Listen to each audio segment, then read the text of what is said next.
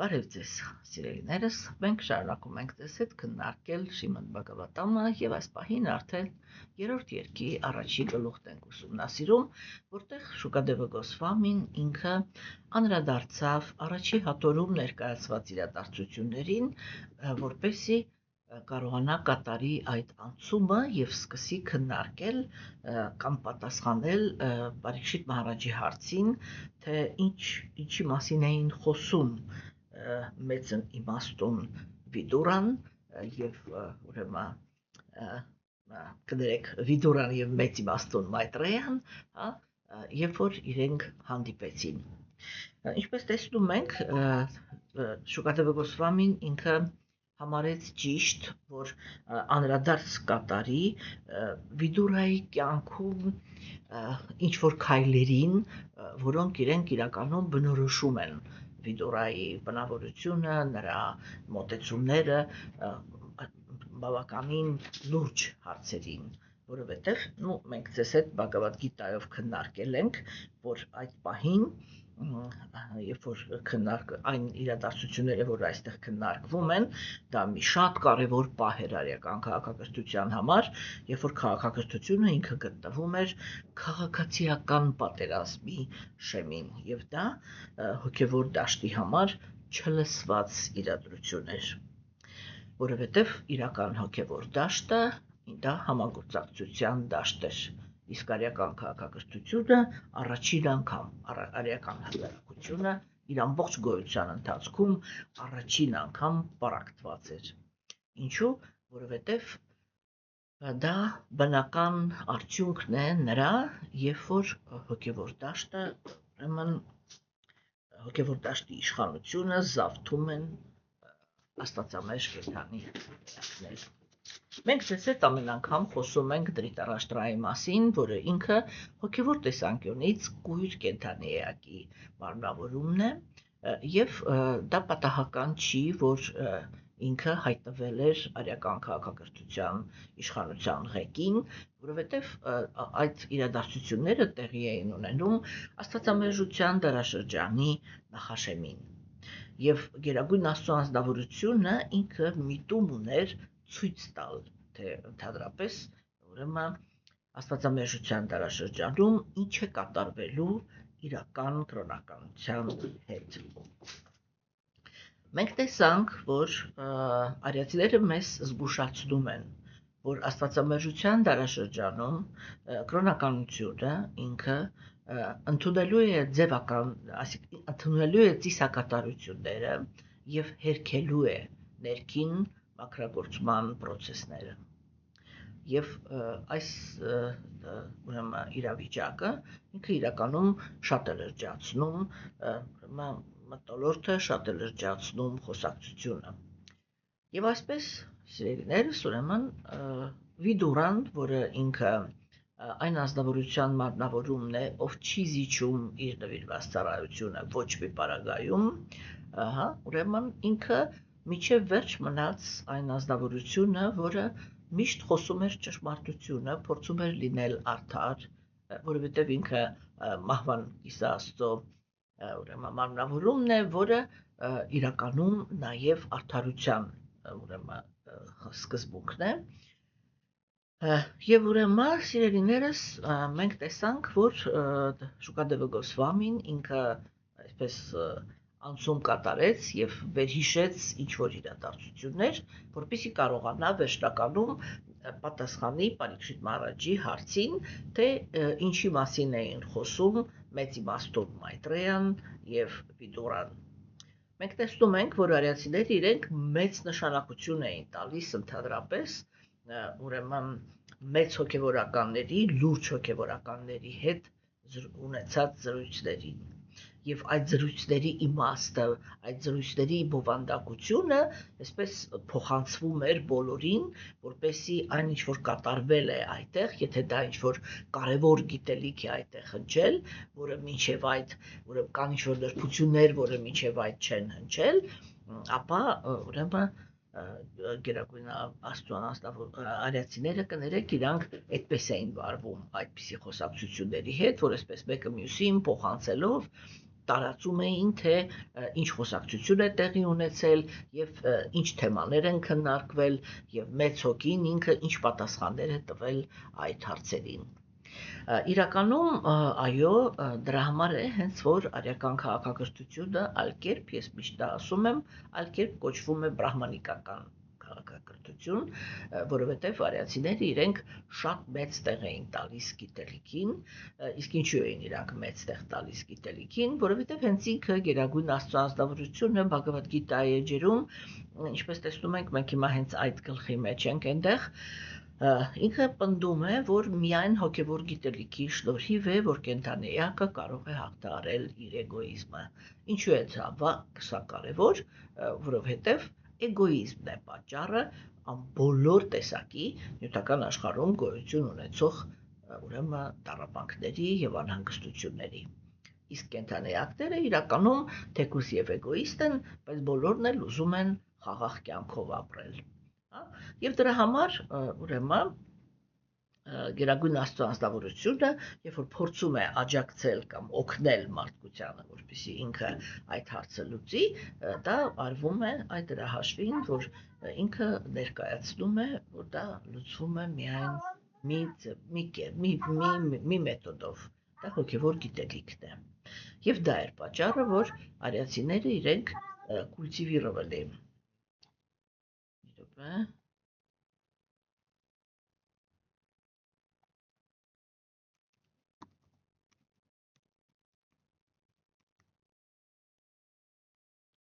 Մշակել, չէ, երկրպագում էին, հա, ես այսպես ասեմ, շատ այսպես հարգանքով երկրպագում էին հոգևոր գիտելիքը։ Երբ գալիս է աստվածամերժության դարաշրջանը, ես նույնիսկ մեր օրինակով կարող եմ ասել, որ եթե դուք նայեք, թե ասենք ինչքան մարդիկ են լսում այս խոսակցությունները եւ ինչքան մարդիկ են լսում այն խոսակցությունները, որտեղ կամ բամբասում են, կամ իրար քննադատում են, կամ գոռոզությունն են փորձում բավարարել, կամ էլ այո, խոսակցություններ են վարում շատ արդիական է մեր հասարակության մեջ, ասենք բանի մեջ, թե ինչքան է տարբերությունը դրա, թե ինչքանով են հետաքրքրվում հոգևոր գիտելիքով եւ ինչքանով են հետաքրքրվում մնացած ամեն ինչով։ Եվ սա այո, աստվածամերժության դարաշրջանի բանն է, բնորոշ գիծն է, բավականին նորմալ երևույթ է, եւ գերագույն Աստծո ազնվորությունը ինքը 5000 տարի առաջ եկավ մեր մոլորակ, որպեսզի այդ բոլոր թեմաները լուսավորի, թե ընդհանրապես ինչ է կատարվելու աստվածամերժության դարաշրջանում։ Այս պահին Շուկադևը Գոսվամին ինքը քննարկում է Վիդուրայի դիրքը Դրիտարաշտրայի եւ Դուրյոդհանայի հանդեպ,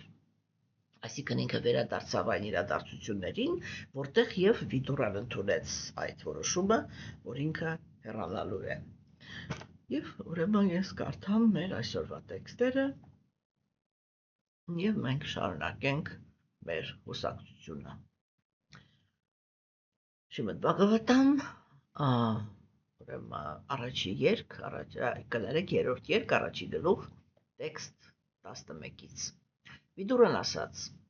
դու պետք է վերադարձնես ժառանգության օրինական բաժինը յուտքիշտիրային, ով թշնամիներ չունի եւ համբերությամբ կրել է քո պատճառած դաժան տառապանքները։ Նա եւ նրա կրտսեր եղբայրները սպասում են դրան եւ նրանց թվում նաեւ Բիման է, ով վրեժի ծարավ է եւ բարկացած օձի պես ծանր շնչում է, դու անշուշտ վախենում ես նրանից։ Տեր Շրի Կրիշնան տիրոջ գերագույն անձնավորությունը Պրիթայի որդիներին համարում է իր հարազատներ, իսկ աշխարհի բոլոր թագավորները Կրիշնայի կողմից են։ Նա այժմ գտնվում է իր տանը, շրջապատված իր հարազատներով, Յադու դինաստիայի թագավորներով եւ նրանց սերունդներով, ովքեր հաղթել են անթիվ կառավարիչների եւ թագավորների, իսկ նա նրանց տիրակալն է։ Դու աջակցում ես Դուրյոդհանային, Արատի մարմնավորմանը, նրան համարելով քո ամբասիր որդին, թեև նա թշնամաբար է վերաբերվում Տեր Կրիշնային։ Աջակցելով Կրիշնայի թշնամուն դու զրկված ես բոլոր առաքինություններից։ անմիջապես դեն նետիր այս ծանր բեռը եւ դու բարիք կբերես քո ամբողջ տոհմին։ Ուրեմն այստեղ Վիդուրան ինքը իրականում շատ հետաքրքիր տեքստեր է արտահայտում իմաստի տեսանկյունով, չէ, ինչու համար, որովհետև այս տեքստերը իրանք մեզ համար կարևոր են, որովհետև մենք տեսეთ արդեն պայմանավորվել ենք, որ մենք Բhagavatam-ը ոչ թե միայն իրադարձությունների կամ իրազեկված լինելու տեսանկյունից ենք նայում, թե ասենք ինչ է այնտեղ քննարկվում, այլև նաև դիտարկում ենք այն տեսանկյունից, թե ինչպես կարելի է կիրառել այս գիտելիքը սեփական հոգու մաքրագործման գործընթացների ուրեմն համար, չէ՞։ Եվ տեսեք սիրելիներս, չէ՞, ուրեմն ինչ ենք այստեղ տեսնում։ Մենք տեսնում ենք, որ Գերագույն Վիդուրան ինքը կարծիք հայտնեց, որ ուրեմն Դրիտարաշտրան պարտադիր պետք է վերադարձնի յոթքիշտիրային ժառանգության իր մասը։ Իրականում մենք դες հետ արդեն խոսել ենք, որ ժառանգության իր մաս գոյություն չուներ, ամբողջ կայսրությունը պետք է ժառանգեին պանդավները, բայց Դրիտարաշտրան եւ նրա որդին արդեն զավթել էին իշխանությունը եւ դրա համար բրահմանները իրենք գնացին այդ ճանապարհով, որ պնդում էին, որպեսզի Դրիտարաշտրան եւ Դուրյոդանան պանդավներին տան կայսրության կեսը։ Ну, կեսի, ինչպես ես արդեն անցյալ անգամ խոսեցինք, կայսրության կեսի մասին այդտեղ խոսք չէր գնում, բայց այն պետությունը, որը ինքը ընդհանուր կայսրության բանն էր, ցենտր, կենտրոնն էր, հա, դա իրանք համաձայն էին կիսեին։ Ուրեմն ինչի մասին է այստեղ խոսում Վիդուրան։ Եթե մենք իմաստի տեսանկյունից ենք նայում, ապա անմիջապես պետք է անդրադառնանք այդ թեմային, թե իրանցից ով ինչի մարմնավորումներ։ Ուրեմն անցյալ անգամ, այսինքն 3 մենք դες քննարկեցինք Յոթքիշտիրա Մահարաջի որակավորումը, որտեղ Վիդուրան ինքը ասեց, որ Յոթքիշտիրան ինքը այն ազնվորությունն է, որը թշնամիներ չունի։ Այսինքն դու կարող ես չվախենալ այն բանից, որ եթե դու տաս իրենց թագավորությունը, իրանք ուժ կհավաքեն եւ կսկսեն ձեզանից մուր հանել։ Այդպիսի բան չի լինելու, որովհետեւ Յոթքիշտիրան ինքը հավասարակշիռ ազնվորություն է եւ իր սրտի մեջ չկա ոչ մի թշնամանք, ոչ մեկի հանդեպ։ Ես 3 քննարկեցի ձեզ հետ, որ այո, իրականում հենց այդպես էլ եղավ, որովհետև երբ որ պանդավները իրենք հաղթեցին ճակատամարտում եւ ամբողջ կայսրությունը անցավ իրենց ղեկավարության տակ, այսինքն լիակատար իրենց բաների, իրենց հասանելիքը, իրենց ժառանգությունը լիակատար անցավ իրենց, Յոթքիշտիրան ինքը մեծ հարգանքով էր վերաբերվում Դրիտարաշտրային եւ հոգ էր տանում նրա մասին, այնպես ոնց որ թե Դրիտարաշտրան ինքը հոգատար հայր է եղել։ Ինչի համար, որովհետեւ Յոթքիշտիրայ բարոյական մարդու ընդհանրապես բանը տրամադրությունները, չէ, իրանք այդ տեսանկյունից են էլի բան լինում, ուրեմն քննարկվում, որ բարոյական ազնվորությունը ինքը միշտ կենտրոնացած է դրականի վրա։ Այսինքն Յոթքիշտիրան ինքը չէր մտածում, որ հիմա Դրիտարաշտրան արդեն քանի տարի է փորձում է մեզ սպանել։ Ինքը մտածում էր, որ Յոթքիշտիրան ինքը այն ազնվորությունն է, որը մեզ ոտքի է կանգնացրել, այսինքն որը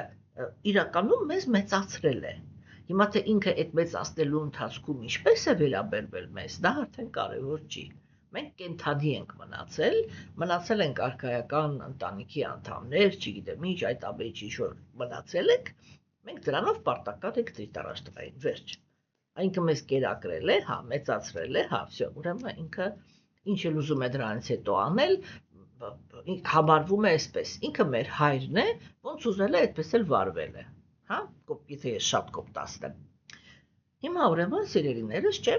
եւ այստեղ ուրեմն առաջինը, ինչ որ Վիդուրան նշեց, դա նա է, որ Յոթքիշտիրան ինքը չունի թշնամանք։ Երկրորդը, որ ինքը նշեց, եւ մենք 3 դա քննարկեցինք, դա այն է, որ իսկ Բհիման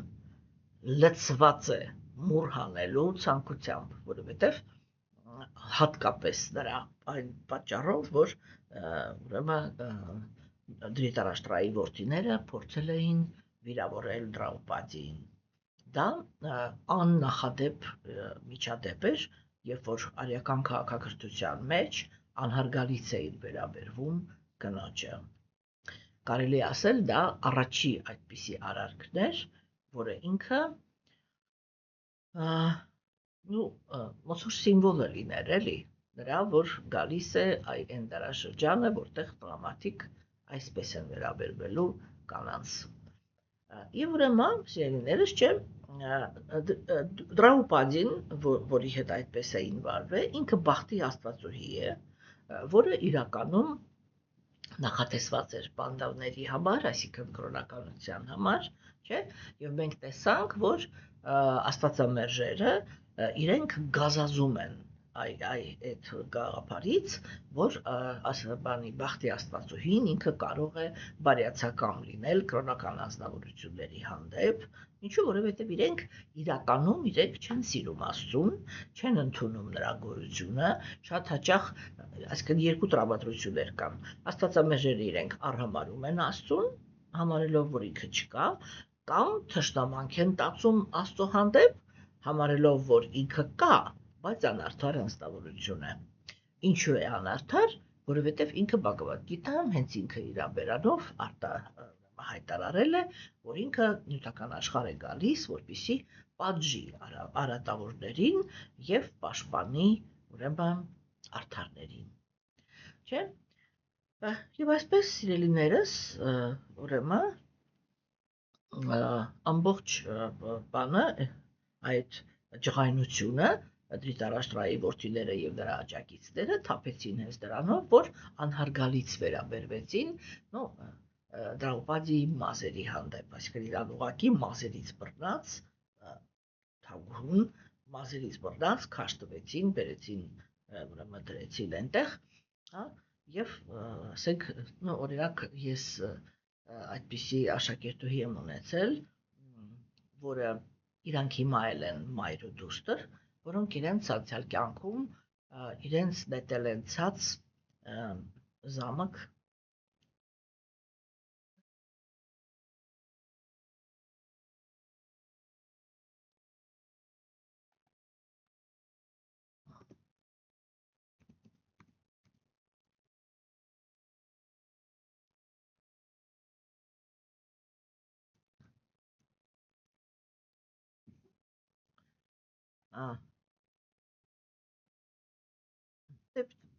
Крепость, մի րոպե, крепость գրեմ, հա, զամակ գրեցի, գրեց Կողբեկ։ Բերդ, հա, Բերդի պատերից գցել են ցած, որովհետև այդտեղ մտել են թուրքերը եւ անհարգալից վերաբերմունքի խուսափելու համար իրենք մայր ու աղջիկ իրար ձեռք են բռնել եւ նետվել են ցած եւ հաջորդ կյանքում նորից ծնվել են Հայաստանում, նորից մայր ու աղջիկ։ Այսինքն անհարգալից վերաբերմունքը ընդհանրապես հատկապես բարոյական կանանց հանդեպ դա շատ ծանր մեղք է, որը գործվում է եւ այդ մեղքի դիմաց մարդը ինքը հոգին ինքը շատ այսպես էլի շատ վատ հետևանքներ է ստանում որպես պատիժ այդպիսի գործողությունների, չէ՞։ Դրա համար այո, իհարկե, նույնիսկ աստվածամերժերը իրանք ինչ որ սահմաններ պիտի ճանաչեն, որովհետև երբ որ իրենք խախտում են այդ սահմանները, չէ՞, իրենք ոնց որ հենց իրենց իսկ համար նախապատրաստում են ուրեմն ավիրման process-ներ իրենց կյանքում, որովհետև այո, գերագույն Աստծո անձնավորությունը ինքը անպայման այդտեղ հայտնվում է որպես պատժող ձեռք։ Դա իրականում հոգևոր մարդը ինքը դրանից ոչ մի հաճույք չի ստանում, որովհետև իր սրտում չկա այդպիսի ողակալություն։ Հոգևոր մարդիկ իրանք ներկա են այս նյութական լուրջ հոգևոր մարդիկ, իրանք ներկա են այս նյութական աշխարհում օգուտ բերելու համար։ Եվ երբ որ իրենց հանդեպ ուրեմն այսպես էլի թշնամական գործողություններ են կատարվում, որի հետևանքով ամբողջ տարածքը հետագայում տուժում է, դա ոչ մի ուրախություն չի պատճառում հոգևոր մարդուն։ Եվ դրա ամենամեծ օրինակը հենց ինքը Հիսուսն է, որը նույնիսկ այն պարագայում, որ այդպիսի դաժանությամբ վարվեցին Սրբի հետ, հա, ինքը միևնույն է վերջում ասեց ներիր հայր, իրանք չեն հասկանում ինչ են անում։ Թեկուզ մենք կարող ենք տեսնել, որ հայրը չներեց։ Հասկանում եք, այս սա է, որ ինքը նվիրյալ, ինքը հոգևոր մարդը, ինքը նվիրյալը, Աստծո ծառան, ինքը ինչ էլ ուզում է, խնդրի այդ պարագայում Աստծուց, Գերագույն Աստծո ազնվորությունը իրականացնում է իր մտադրությունը։ Դրա համար սովորաբար ես միշտ դա եմ ասում, որ սրբությունների հանդեպ միշտ պետք է ունենալ հարգանք։ Բոլոր սրբությունների, անկախ նրանից, թե այդ սրբությունները իրանք ինչ կրոնականության են պատկանում։ Հասկանում եք, երբեք չի կարող լինել այնպես, որ ազնվորությունը ինքը անհարգալից վերաբերվի սրբությունների հանդեպ եւ որ ինքը լավ ճակատագիր ունենա։ Ինքը անպայման հետ առաջ դրա համար շատ մեծ պատասխաններ է տալիս։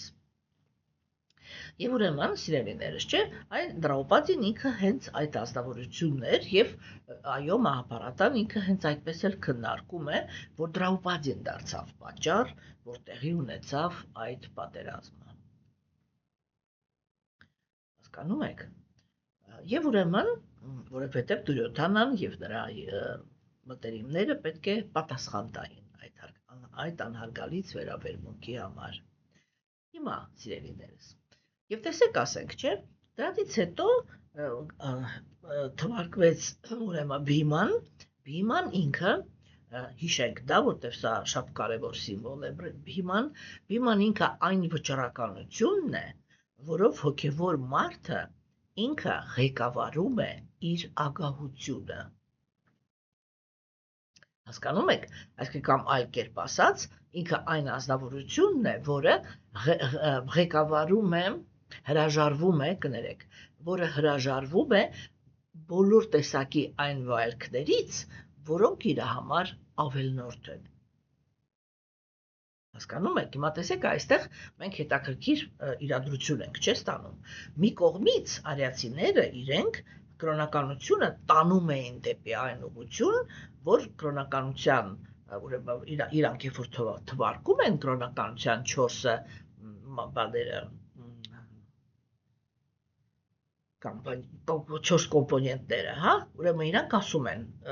բարոյականության օրենքները, ծիսակատարությունները, տնտեսական զարգացումը, առաջի արդյունքը, հետո նոր ցանկությունների կատարելու հնարավորությունը, հետո նոր անկախությունը, հա, տեսեք ուրեմն, ինչպիսի հետաքրքիր ճանապարհ են, չէ, իրանք նշում հոգևոր հասարակության համար, այսինքն ընդունվում են Աստծո կողմից առաջարկված բարոյականության օրենքները, ես դա միշտ շեշտում եմ, որովհետև կա մեծ տարբերություն, երբ որ բարոյականության օրենքները հաստատում է մարդը եւ երբ որ դա հաստատում է Գերագույն Աստծո ազնվորությունը։ Երբ որ դա հաստատում է մարդը, հիմնականում տղամարդիկ, թող ինձ բոլորը ներեն, հա, իրենք անպայման մտցնում են տղամարդկային շովինիզմը։ Մենք աստվածային ենք, կանայք սատանայից են։ Հասկանում եք, եւ անմիջապես դրանից հետո ստիպված են ընդունել, որ Մարիամը սուրբ էր։ Հասկանում եք, այսինքն խառնաշփոթ է, էլի։ Իրականում, բայց միշտ, երբ որ մարդու կողմից է ինչ-որ մի բան առաջարկվում, այն ով որ դա առաջարկում է, ինքը անպայման այդտեղ մտցնում է իր պայմանավորված վիճակի շովինիզմը։ Դրա համար ես ոչ թե արդարացնում եմ, այլ ուղղակի կանայք երբեք սուրբ գրվածքներ չեն գրել, որպեսզի իրանք այդ սուրբ գրվածքների մեջ մտցնեն կանացի շովինիզմը։ Հասկանում եք, չէ՞։ Ուրեմն, սիրելիներս, կարող է ուղղակի այնպես լինել, որ կինը կարող է այնպիսի ղեկավարություն ստանալ տղամարդու վրա, որ տղամարդը ինքը ինչ-որ կանացի շովինիզմի հիմքի վրա ինչ-որ քայլեր անի։ Եվ ուրեմն Բիման ինքը այդ մարմնավորումն է, որով հոգևոր մարդը ինքը հրաժարվում է այն վայելքներից, որը իր համար ավելնորդ են։ Այսինքն, մի կողմից արիացիները իրենք տանում են այն գիծը, որ իրական հոգևոր ազնվորությունները իրենք իրար հետ համագործակցել գիտեն։ Եթե իրանք իրար հետ համագործակցում են, տնտեսական զարգացումը ինքը անխուսափելի է։ Եթե հասարակության մեջ հիմնականում ապրում են տգիտության եւ կրքի գոյավիճակի ազդեցության տակ կենդանի էակները, իրենք կամ թշնամանք են տածում իրար հանդեպ, կամ մրցակցում են իրար հետ։ Եթե մենք ժամանակակից լեզվով ասենք, տղամարդիկ իրանք մրցակցում են, թե իրանցից ով է լավ տղան։ Հասկանում եք։ Եվ երբ որ այդ մթնոլորտն է, այդտեղ իրականում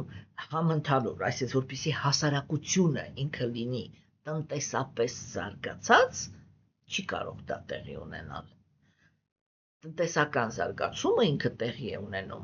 միայն եւ միայն համագործակցության պարագայում։ Մնացած բոլոր պարագաներում ինչ որ ազնվորությունները շահագործում են մնացած բոլորին։ Հա, եւ դա ինքնիստինքյան արդեն նշանակում է, որ պետությունը ինքը չի կարող այդտեղ լինել երջանիկ կամ բարգավաճ։ Միշտ լինում են ազնվորություններ, որոնք ահավոր հարուստ են, եւ ազնվորություններ, որոնք սարսափելի աղքատության մեջ թաղված են։ Հասկանում եք, չէ՞։ Եվ ուրեմն, սիրելիներս, մենք այդ նույն բանը կարող ենք տեսնել նաեւ Հնդկաստանում, շատ ցայտուն ձևով։ Ես դրա համար եմ միշտ ասում, որ հնդիկները իրանք թեկուզ եւ պահպանել են նարյացիների գիտելիքը, բայց այս պահին իրականում չեն հետևում այդ գիտելիքին, որովհետեւ չունեն այդ գիտելիքի համապատասխան արդյունքները։ Ուրեմն իրենց կարելի է ահավոր շնորհակալ լինել դրա համար, որ իրենք պահպանել են գիտելիքը, բայց չի կարելի օրինակ վերցնել։ Եվ իրականում իրական արիացիները իրանք հենց Հնդկաստանում մեծ պայքար են միշտ մղել, որպեսզի գիտելիքը կիրառվի։ Հիմա, սիրելիներս, չէ՞, ուրեմն Բիման ինքը այդ մարմնավորումն է, եւ Վիդուրան ինքը շատ հետաքրքիր բան ասեց, ինքը ասեց դու հոգևոր գուրությունը վախենում ես իրանից։ Ինչու՞։ Որովհետև իրականում հոգևոր տեսանկյունից կույր անձնավորությունները, որոնք գտնվում են տգիտության եւ կրքերի գոյավիճակի ազդեցության տակ, իրենք միշտ անցնում են ագահության սահմանը։ Հա, եւ զսպել ագահությունը, այո, այդ կանգնել է անհրաժեշտության առաջ, որ անձնավորությունը ինքը պետք է ընդունի այդ սկզբունքը, չէ՞։ Դա իրականում իրանց համար շատ մեծ խնդիր է։ Աստվածամերժը, ով այսինքն էգոցենտրիկը, ինքը չի կարողանում կանգ առնել։ Երբ որ հարստության կամ զգայական վայելքի հնարավորության հոտն է առնում, ինքը ուղղակի չի կարողանում կանգ առնել, չի կարողանում ասի, այսքանը ինձ բավական է։ Ինչու, որովհետև ինքը ամեն անգամ բարձրանում է իր հնարավորությունները, ինքը մտնում է տղամարդկանց մի նոր շերտ, որտեղ այնտեղ իրանից ավելի ազդեցիկները կան, իրանից ավելի բան, ու ինքը միշտ ձգտում է, որ ավելի ու ավելի, ավելի ու ավելի, ավելի ու ավելի, որ ինչքան հնարավոր է բարձր գտնվի, ինչու համար, որտեղ տղամարդիկ իրանք այդ սկզբունքն են, իրանք սովորաբար ձգտում են իշխանության։ Կանայք վայելքի, տղամարդիկ իշխանության։ Հասկանում եք, չէ՞,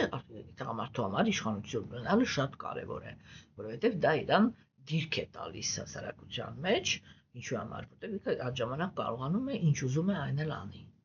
չէ՞, որտեղ հզորները իրանք միշտ տղամարդիկ իրանք միշտ ձգտում են լինել հզորների մեջ, ինչի համար, որովհետև որ իրանք հզորների մեջ են, հզորները իրանք օրենքներին չեն ենթարկվում։ Իսկ տղամարդիկ չեն սիրում ենթարկվել օրենքներին։ Իրանք սիրում են, երբ որ ուրիշներին են ենթարկացնում այն օրենքներին, որոնք իրենք դնում են։ Հասկանում եք, չէ՞։ Եվ այդ դրա համար Բիման ինքը Դրիտարաշտրայի համար Վիդուրան ինքը շատ բնորոշ բառ ասեց դու վախենում ես Բիմայից։ Հասկանում եք, բայց մյուս կողմից էլ ասեց ամենակարևոր Բիմայի ամենակարևոր բանի մասին, չէ՞, որ Բիման ինքը եթե կատաղեց, այսինքն այդ զսպվածությունը, ինքը իզորու է այդ նյութական, այդ հոգևոր կուրությունը իզորու է վնաս տալ։ Հասկանում եք, եւ Բիման է, որ ինքը վերացրեց Դուրյոթանային, այսինքն գժտությունների սկզբունքը, ինչի մասին են արիացիները մեզ ասում։ Արիացիները մեզ ասում են, որ երբ որ կենդանիակները իրանք հենված են ագահության վրա, դա գժտության դաշտն է։ Երբ որ գալիս են իրական կրոնականները, իրանք կարողանում են համագործակցել, որովհետև ղեկավարում են ագահությունը։ Եվ ագահությունը ղեկավարումն է, որ ոչնչացնում է գժտությունը եւ հաստատում համագործակցության սկզբունքը։ Այս այն է ստեղ ուզում ասել արիացիները մեզ, չէ՞։ Հաջորդ տեքստով, ուրեմն Վիդուրան ինքը անցավ Տեր Քրիշտային։ Հիմա այստեղ մենք այ պիտի մոռանանք, որ խոսքը գնում է Աստծո մասին, եւ պետք է հիշենք, թե ինքը ինչ սկզբունք է։ Ընդհանրապես Գերագույն Աստծո ազնվորության որ սկզբունքն է, որը ինքը ամենակարևորն է կենդանի էակների համար։ Դա նա է, որ Գերագույն Աստծո ազնվորությունը ինքը համընդհանուր երանության սկզբունքն է։ Այսինքն ինքը մի անձնավորություն է, որը շահագրգռված է, որպեսզի բացարձակապես բոլորը, ամեն մեկը իր տեղում ստանա այն երանությունը, որը իրան իր մարմնի մեջ, իր դիրքում, իր տեղում կդարձնի բացարձակ երջանիկ անձնավորություն։ Չէ՞։ Մենք ձեզ հետ, ասկա ես ձեզ հետ քննարկել եմ արդեն մի քանի անգամ, որ իհարկե, երբ որ այսօր մի քիչ ստացվում է, որ ես մի քիչ քննադատում եմ տղամարդկանց, բայց ես անկեղծ չեմ քննադատում, ուղղակի այդպեսին է իրականությունը։ Հասարակությունը ինքը միշտ եղել է տղամարդկանց ձեռքը, եւ դա նշանակում է, որ եթե ինչ-որ սխալ բան է արվում, դա անում են տղամարդիկ, եթե ինչ-որ ճիշտ բան է արվում, դա անում են տղամարդիկ։ Որովհետեւ մենք պետք է հասկանանք, որ իշխանություն ունեցող տղամարդիկ իրենք իրականում այդ հեքիաթը, որ իրենք ենթարկվում են կանանց, ինքը խիստ չափազանցված է, որովհետև հակառակը այն տղամարդիկ, որոնք իրենք իշխանության են ձգտում եւ բաներ այդ իշխանավորի բնավորություն ունեն, իրանց կողքի կանանց միշտ հնչում է մի գաղափար, ձայնդ կտրի։ Չէ՞։ Եվ հենց այդպիսի տղամարդիկ են, չէ՞, որ ունեն այդպիսի ասացվածքներ, կնոջը լսի հակառակն արա։ Հա, օրինակ Հնդկաստանում կա այդպիսի սովորություն, եթե տղամարդիկ իրանք հավաքվում են եւ ինչ որ մի որոշում են ընդունում, եթե հանկարծ այդ պահին այդտեղ մտավ կին ու 3 բառ լսեց այդ որոշումից, իրանք որոշումը փոխում են։ Հասկանում եք, չէ՞։ Դրա համար ասենք այդ խոսակցությունները կնոջ վատ ազդեցության մասին, իրենք խիստ չափազանցված են։ Շատ խիստ։ Դուք կարող եք ասենք շփվել, ասենք բաներ իշխանավոր, այսպես լուրջ իշխանավոր տղամարդկանց կանանց հետ եւ կտեսնեք, թե իրանք իրականում ինչքան զուրկ են ընդհանրապես որևիցե մի կարծիք արտահայտելու հնարավորությունից կամ իրավունքից, որտեվ այդ տղամարդիկ իրենք սովորաբար իրանք իշխանություն են սիրում եւ չեն հանդուրժում, որ ինչ-որ մեկը իրանց ուղղություն ցույց տա, թե իրանք ինչ պյանեն, ոնց պյան։ Հասկանում եք։ Ուրեմն այո, պատասխանատու տղամարդիկ են եւ հետեւաբար ինչ իրականություն որ մենք ունենում ենք, այդ իրականությունը ստեղծում են հիմնականում կակրած տղամարդիկ։ Հասկանում եք։ Եվ մենք ստիպված ենք քննարկել տղամարդու բնությունը։ Հիմա տեսեք, Տեր Քրիշտան ինքը համընդհանուր երանության սկզբունքն է։ Այստեղ խոսացվեց, Վիդուրան ասեց, ուրեմն դու վատ ես վերաբերվում Տեր Քրիշտային։ Քո տղան նույնպես վատ է վերաբերվում Տեր Քրիշտային։ Այսինքն հոգեբանության տեսանկյունից, այդ իմաստի տեսանկյունից, այստեղ հիմա արիացիները մեզ ինչ են սովորեցնում։ Իրանք ասում են, որ երբ որ կենդանիակը ինքը հոգևոր տեսանկյունից կույր է, այսինքն չի ընդունում Աստծուն, չէ՞, այդ չի ինչ է նշանակում, չի ընդունում Աստծուն։ Իր համար Աստված հենց ինքն է։ Ֆրեյդի հանրահայտ գաղափարը, չէ՞, ամեն մեկի համար ինքը տիեզերքի կենտրոնն է։ Հասկանում եք, եւ դա իրականություն է, իհարկե։ Ինչ է նշանակում էգոիզմ։ Էգոիզմ նշանակում է հենց դա, որ կենտրոնը իմ համար կենտրոնը ես եմ։ Ես չեմ մտածում ուրիշ ոչ մեկի մասին։ կամ, հա, ունեմ կենտրոնացված էգոիզմ, ունեմ տարածված էգոիզմ, ում որ կապված եմ, դրանց մասին կարող եմ մի քիչ մտածել, բայց դա միևնույն է էգոիզմ է, եւ այդ էգոիզմը ինքը միշտ արդարությունից զուրկ է, որտեւ ես ղեկավարվում եմ իմ կապվածություններով, իմ ատելություններով, իսկ իմ եւ կապվածությունները եւ ատելությունները իրանք շատ հաճախ գտնվում են իլյուզիայի դաշտում։ Հասկանում եք, չէ՞։ Եվ ասենք այդ տեսանկյունից հիմա ինչ են ասում հարիացիները։ Իրենք ասում են, որ եթե դու էգոիստ ես, չէ՞, քո համար ամենակարևորը մենակ դու ես։ Եվ իհարկե, համընդհանուր երջանկության գաղափարը քո ամենամեծ թշնամին է։ Եվ դու չես սիրում։ Դու ինչը առաջի հերթին ուզում ես հենց դա ոչնչացնես։ Որ ոչ մեկն էլ այդպիսի բան չկա, որ բոլորը պիտի լինեն երջանիկ կամ բոլորը պիտի լինեն բարեկեցիկ, բայց ես ինչի հաշվին պիտի ինձի էլիտա զգամ։ Ես էլիտա եմ ինձ զգում, որովհետև ես իրանցից հարուստ եմ, իրանցից կրթված եմ, իրանցից հաջողակ եմ, իրանցից ուժեղ եմ, հա? Այսինքն ամեն ինչը իրանցից ավել եմ։ Իրանցից ավելի խնամված եմ, հետևաբար ավելի գեղեցիկ տեսք ունեմ, չէ՞, եւ դա ինձ առավելության զգացում է տալիս։ Չէ՞ որ երբ որ ժամանակակից աշխարհում են ասում էլիտա, խոսքը գնում է առավելության զգացումի մասին։ Թեկուզ ես միշտ ասել եմ, ասում եմ եւ ասելու եմ, ինչ ուզում եք արեք։ Այնց այդ նույն էլիտան, չէ՞, ինքը շատ հաճախ այնպիսի ցածր որակներ ունեն այդ էլիտա կոչվածի անձնավորությունները, որ նույնիսկ, չգիտեմ, ամենասովորական մարդը այդպիսի արատներ իր մեջ չունի, ինչպիսի որ ունեն այսպես կոչված էլիտայի ներկայացուցիչները։ Ինչու եմ ես սա շեշտում, որովհետև արիական քաղաքակրթության մեջ բարձր խավեր էին համարվում միայն եւ միայն այն ազնվորությունները, որոնք իրենք առավելագույնս առաքինություն ունեին։ Հասկանում եք, երբ որ սկսվեց աստվածամերժության դարաշրջանը, չէ՞, երբ որ խոսվում էր արիստոկրատների մասին, ում մասին էր խոսվում։ Դա խոսվում էր մի մարդկանց մասին, որոնք իրենք ինքնաղեկավարում ունեն, ինչ որ արժեքային համակարգ ունեն իրաց ներսում։ Հետո կամաց-կամաց մնաց մենակ ձևը, մնաց մենակ տիտուլը, մնաց մենակ ծնունդը։ Անկախ նրանից ինչ որակ ունես, եթե այստեղ ես ծնվել, համարվում ես արիստոկրատ։ Հասկանում եք, չէ՞, բայց առաջի, այ որ նոր սկսեց քանդվել, նոր սկսվեց աստվածամերժության դարաշրջանը իր ուժի մեջ մտնել, չէ՞, այն իրական արիստոկրատները, իրանք եթե իրանց մեջ ինչ-որ մի հատ ցածր որակավորում ունեցող ազնվորություն էր ծնվում, իրանք կշտամբում էին, ասում էին դու չես ամաչում,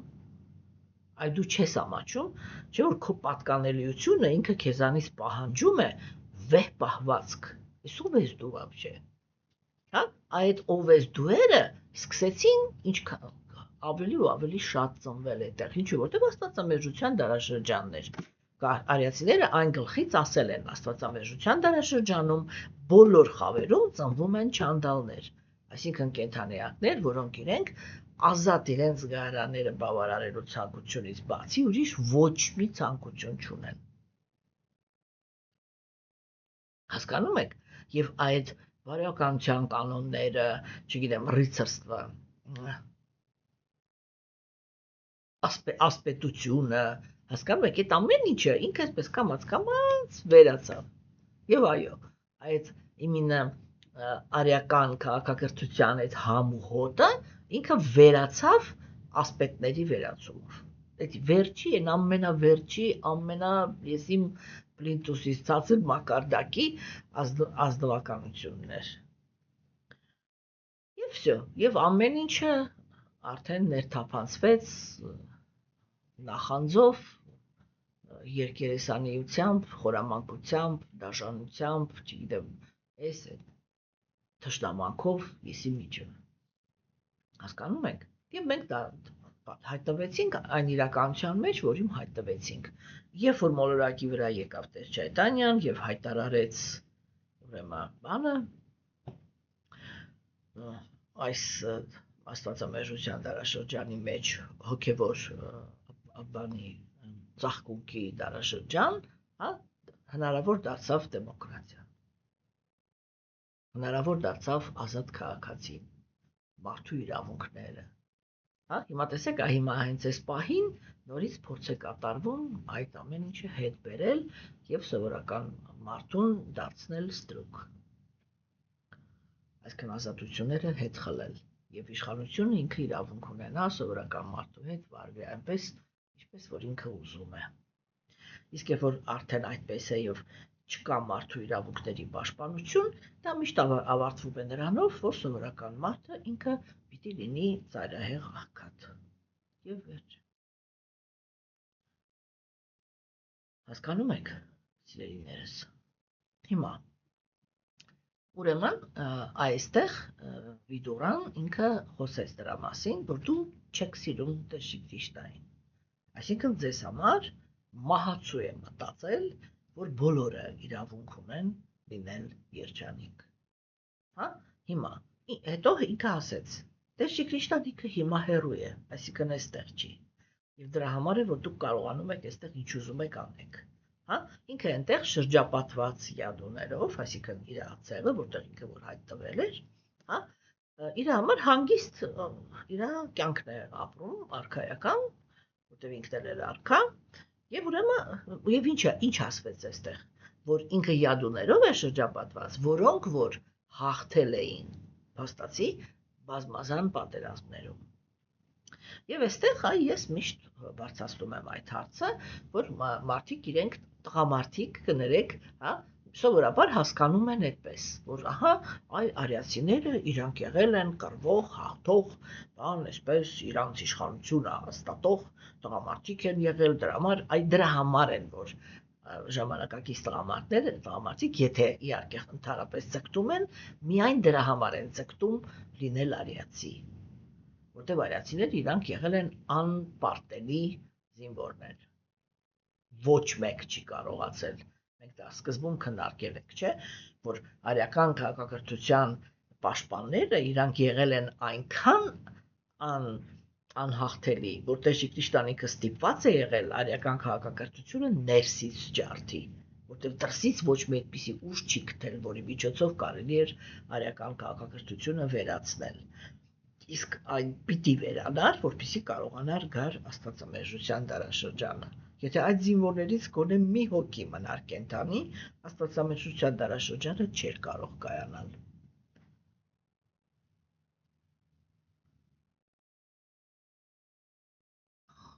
Հիմա, սիրելիներս, ուրեմն տեսեք, եւ այո, մենք դա արդեն քննարկել ենք, որ երբ որ առաքինիներն են պատերազմում, այստեղ շատ կարևոր է, ինչի համար են իրանք պատերազմում, եւ երբ որ իրանք ինչ որ մի պետություն վերցնում են, իրանք այդտեղ ինչ են անում։ Որտեղ օրինակ տեսեք, մեր ժամանակներում էլ է, չէ՞, այդպես։ Եթե օրինակ ինչ որ մի երկիր զավթում է Եվրոպան, չէ, եվրոպական որևիցե մի երկիր, ինչ որ մի երկիր զավթի, ինքը այդտեղ ինչ է անում։ Ինքը այդտեղ հաստատում է դեմոկրատիայի սկզբունքները։ Եթե օրինակի համար ասենք զավթում են մուսուլմանները, իրանք ինչ են անում։ Իրանք այդտեղ հաստատում են մուսուլմանության օրենքները։ Եթե զավթում են քրիստոնյաները, իրանք այդտեղ հաստատում են իրենց օրենքները։ Եթե զավթում էր սովետական միությունը, ինքը անմիջապես դարձնում էր այդ ռեգիոնը սոցիալիստական երկրներ։ Չէ՞։ Այսինքն ամեն մեկը զավթելուց ինքը ինչ որ իրա բանն է այդտեղ դնում, իրա սիստեման։ Եվ դա այո, եւ արիացիներն էլ երբ որ իրանք գնում էին զավթելու, իրանք էլ իրանցն էին դնում։ Իսկ ո՞րն էր իրանցը։ Իրանցը առաքինությունն էր։ Իրանցը հոգևոր կյանքն էր։ Իրանց այդ դա էր, որ ազնվորությունները իրենք զբաղվեն, իրենց ամբողջ կյանքում զբաղվեն կատարելագործման գործընթացներում։ Հասկանում եք։ Եվ իրենք շահագրգռված էին, որպեսզի երկիրը ինքը ծաղկի, որպեսզի մարդիկ լինեն բոլորը բարեկեցիկ։ Հասկանում եք, այնտեղ նույնիսկ այն ինչ որ մենք հետագայում կոչել ենք ստրուկ, այդ նույնիսկ ազատությունից զրկված ազնվորությունները նկարագրվում են ոտքից գլուխ ոսկով լցված։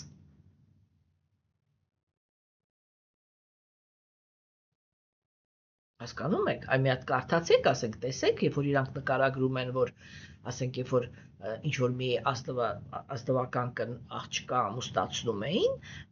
կային ծառաներ, որոնք իրենք աղջկա հետ ուզում էին գնային, ասենք չէին ուզում բաժանվել, հա? Եվ այդ ժամանակ այդ աղջիկներին ուրեմն ուղարկում էին հարսիկի հետ, բայց իրանց հետ ուղարկում էին ամբողջ իրանց պահելու հնարավորությունը։ Եվ այդ աղջիկները նկարագրվում են, որ իրանք ոսկե ականջողներով, ոսկե բաներով, բրասլետներով, բան, այսպես վզին, չգիտեմ ինչ, մեջքին ոսկի, այսպես ոսկու մեջ պարուրված, օրինակ կարող է այդպես 100 այդպիսի աղջիկ ուղարկեին, ուրեմն ասենք այդ աղջկա հետ միասին իր ապագա ամուսնու տուն։ Այդպես էին վարվում։ Հասկանում եք, չէ՞։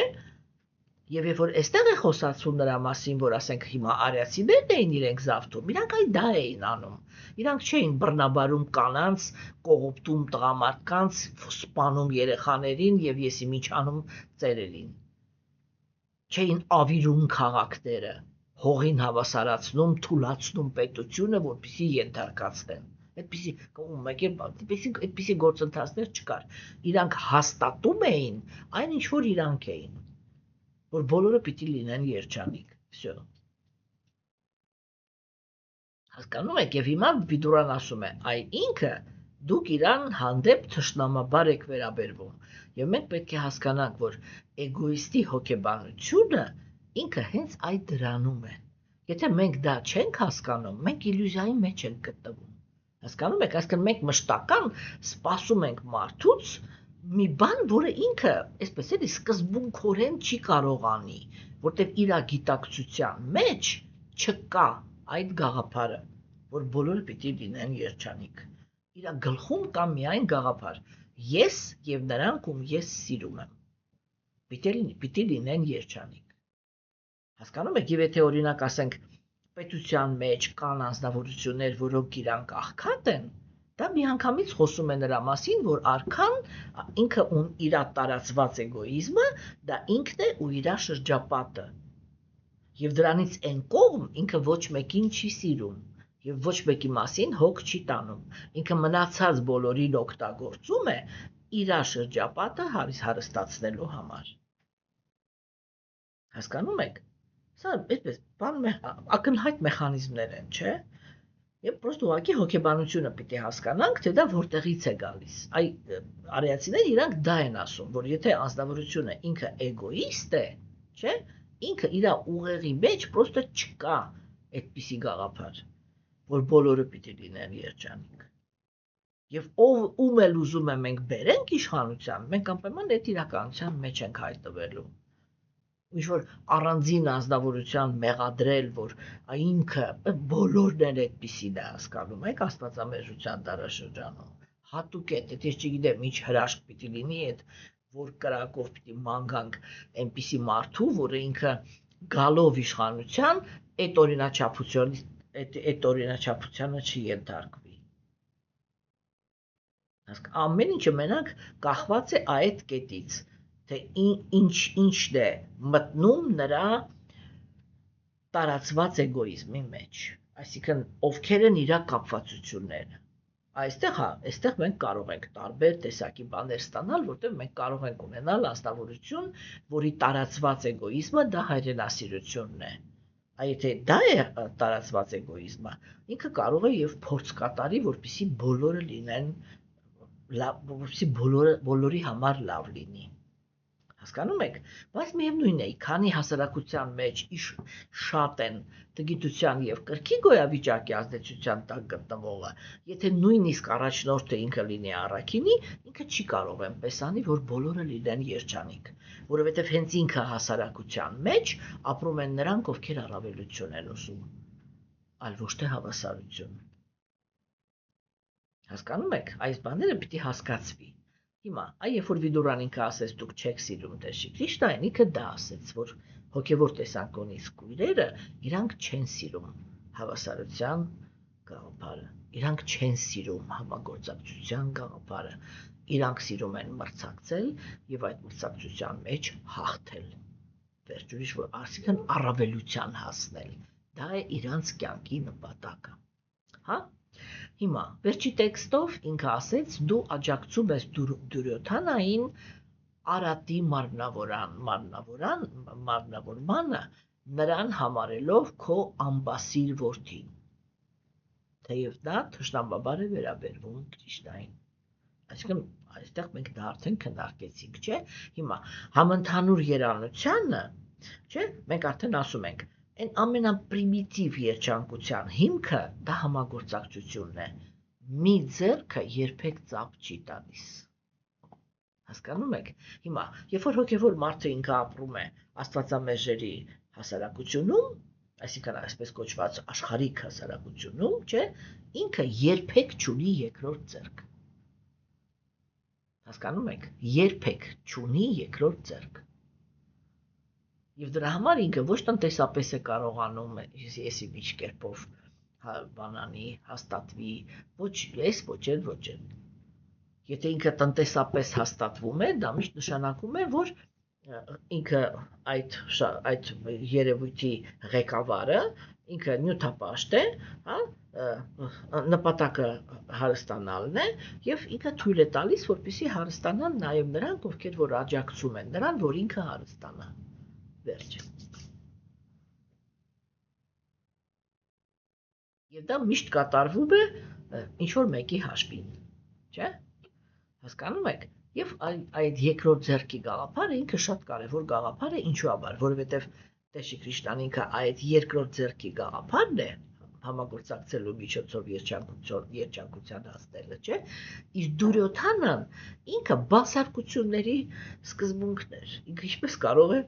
ինչպես կարող է իրան դուր գալ համագործակցության գաղափարը։ Երբ որ իրա բանը կարգախոսը, դա այն է, ինչ որ մեր ժամանակների կարգախոսն է, բաժանիր, որպեսզի տիրես։ Եվ ամեն տեղ, որտեղ մենք գժտություններ ենք տեսնում, մենք պետք է հասկանանք այդ գժտությունների անդամները թե քանի հոգի են, մենք դրանով հասկանում ենք, թե ինչքան ուժեր են ընդհանրապես շահագրգռված, որ այդ երկրում խաղաղություն չլինի։ Հասկանում եք։ Հիմա, ուրեմն, եւ հաջորդ քայլով, ուրեմն բանը Վիդուրան ինքը ասեց, աջակցելով Կրիշնայի թշնամուն, դու զրկված ես բոլոր առաքինություններից։ Եվ ինչ է սա նշանակում։ Բոլոր այն ազնվորությունները, որոնք իրենք ոչ մի բարեպաշտ պաշար չեն կուտակում, իրանք, որ ուզենան էլ, չեն կարող համագործակցել։ Այսինքն ազնվորությունները իրենք կարողանում են համագործակցել միայն երբ որ ունեն բարեպաշտության պաշար։ Հասկանում եք։ Մեր ժամանակներում ես չեմ ասի միշտ, որպեսզի արանք թողնեմ, հաճախ նույնիսկ բարեգործական կազմակերպությունները նախատեսված են ոչ թե մարդկանց օգուտ տալու, այլ փող լվանալու համար։ Դա բարեպաշտության պաշար չի։ Հասկանում եք, մարդը, երբ որ իր կյանքում ապրում է, ինքը պիտի ապրի մի պարզ սկզբունքով։ Մի կողմից ինքը լիարժեք իրավունք ունի վայելի կյանքը այնքանով, ինչքանով, որ իրեն տրված է վայելել։ Եվ դրա համար հոգեբաների մոտ դա կոչվում է պոզիտիվ մտածելակերպ, չէ՞։ Դրա համար ազնվորությունը ինքը լիքը բաներ ունի ուրախանալու, որովհետև ասենք, տեսեք, եկավ լուսաբացը, ես զարթնեցի։ Եվ դա նշանակում է, որ բնությունը, Աստված, ինչ ուզում ես մտածի, իմ մարմինը այսօր էլ թույլ տվեց, որ ես լինեմ։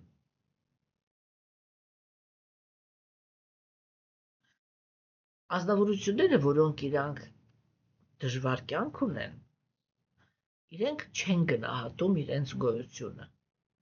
Եվ դրա համար ամեն օր ավելի ու ավելի մեծ դժկամությամբ է զարթնում։ Բայց իրականում այդ դժկամություն առաջացնող իրադարձությունների մեջ կկոտրելու համար մարդը ինքը պիտի իր մեջ պոզիտիվ մտածելակերպը բանանի, չէ՞, որտեղ հոգևոր կյանքը ինքը իրականում դա պոզիտիվ մտածելակերպի բանն է, թեկուզ եւ մենք խոսում ենք դրա մասին, որ ինքը իր մեջ պարունակում է հրաժարում նյութական աշխարհից, բայց դա չի նշանակում դեպրեսիվ վիճակ։ Հասկանում եք, ուղղակի հակառակը իրական կրոնականության մեջ, չէ, անձնավորությունը ինքը այնպիսի վեհ հոգևոր գիտելիք է ստանում, որ իր մեջ ինքը մի հատ այնպիսի պերսպեկտիվա է ստանում, թե ինքը դեպի ինչ աշխարհ է գնում, չէ, որ եթե ինքը ռեալ կարողանում է մշտական զարգանալ,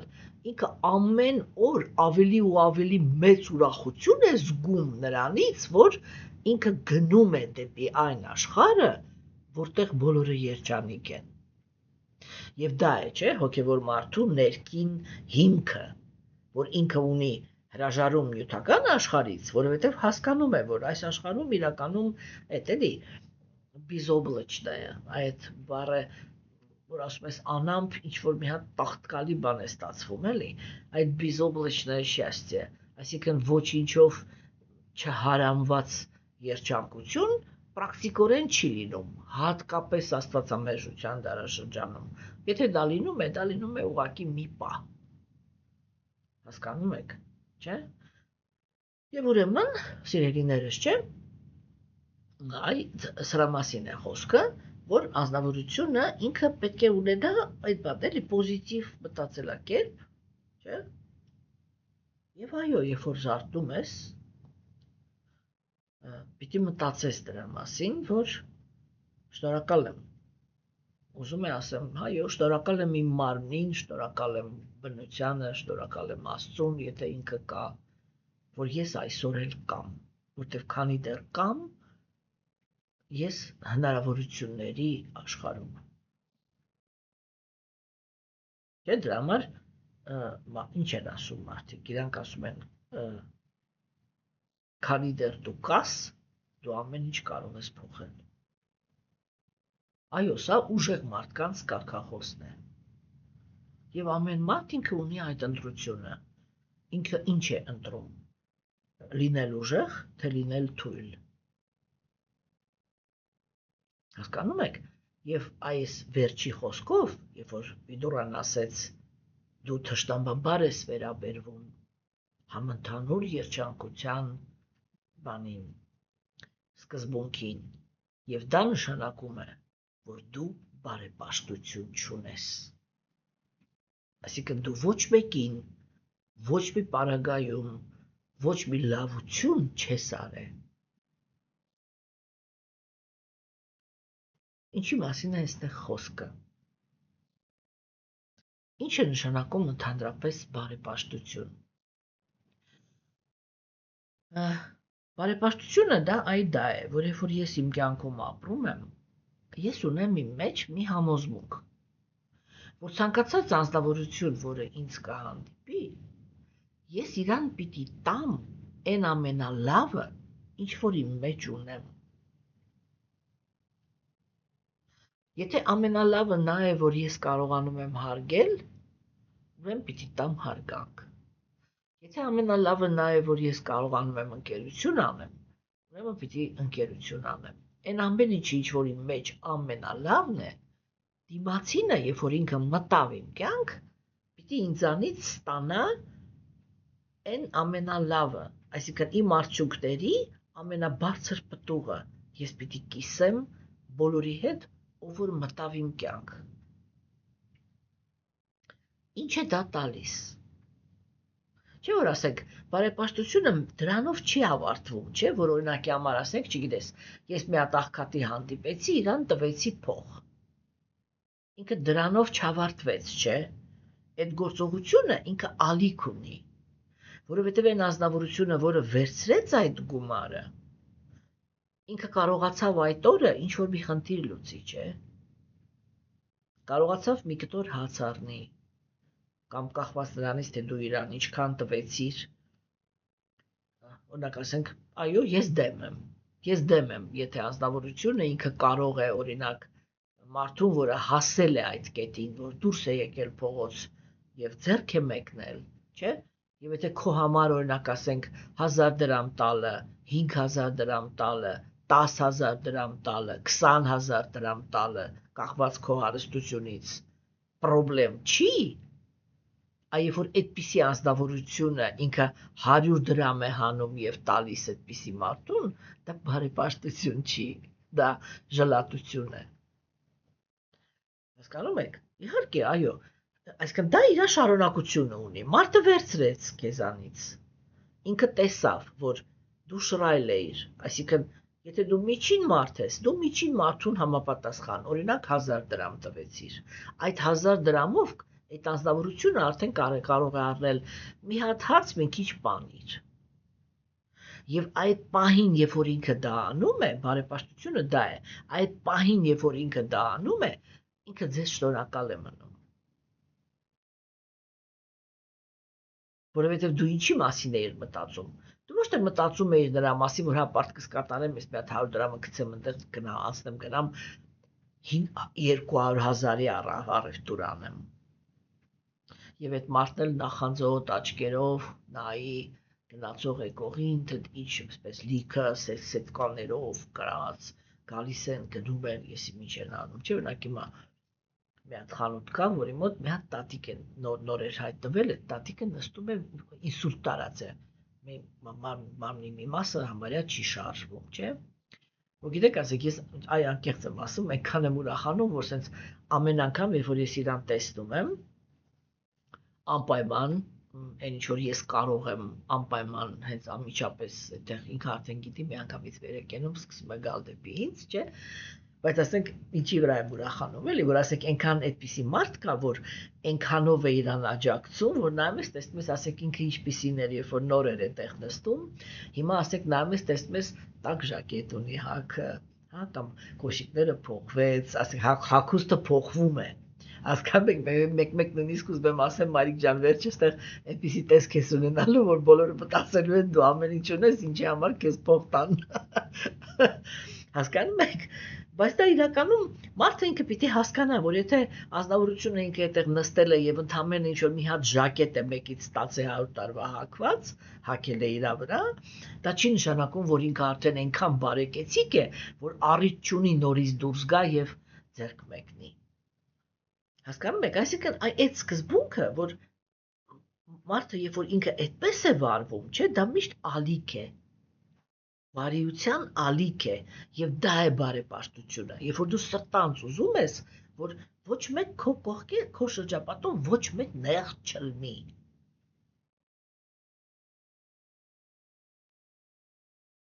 Հասկանում եք։ Ուրիշ հարց է, ասենք բարեկեցությունը ինչի վրա է ծախսվում, մեղ, բան, այդ խոսակցությունները մենք հետո կվարենք։ Հիմա սա չի կարևորը, այս է, որ Վիդուրան ինքը դա ասեց, յոթգիր բան դրիտարաշտրային, ինքը ասեց այդ, որ քեզ համընդհանուր երանության գաղափարը դուր չի գալիս, դա դուր չի գալիս, որովհետև դու բարեպաշտ չես, չունես այդ զապասը, այսինքն դու երբեք քայլեր չես արել, որ ուրիշների համար լավ լինի, քեզ որտեղից այդ սկզբունքը դուր գա։ Բայց եթե դու բարեպաշտության զապաս ունես, դու անպայման այն ազնվորությունն ես, արդեն իսկ չէ, եթե դու բարեպաշտությամբ ես զբաղվում, դու արդեն այդ ազնվորությունն ես, որը ինքը հաճույք է ստանում նրանից, որ աջակցում է, որպեսզի ոչ մեկ նեղը չլինի։ Ու այդ բարեպաշտությունը հավաքելը, չէ, ինքը շատ կարևոր սկզբունք է։ Եվ այո, Այն ազնվորությունները, որոնք իրենք հարուստ են եւ բարեպաշտ են, չէ՞։ Եթե հանկարծ իրանց գլխից մի հատ մազ է պակասում, այ ինչքան մարդ, որի հանդեպ իրանք բարեպաշտ են եղել, այդքան մարդ սկսում է իր համար աղոթել։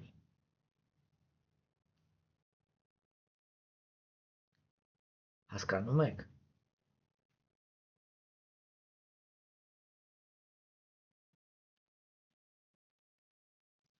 Եվ այստեղ է գաղտնիքը,